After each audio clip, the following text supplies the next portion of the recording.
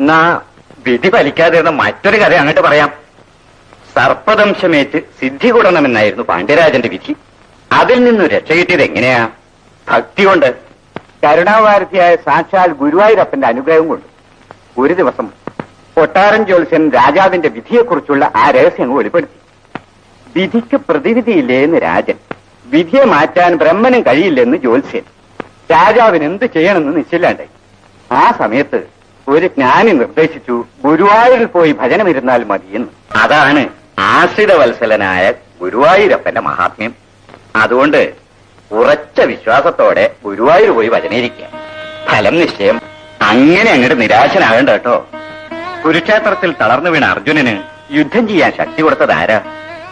സാക്ഷാൽ ശ്രീകൃഷ്ണൻ. ഭഗവാൻ ഈ കണ്ണിനും കാഴ്ച നൽകും നിശ്ചയം. കൃഷ്ണായ തുഭ്യം നമഃ, കൃഷ്ണായ തുഭ്യം നമഃ.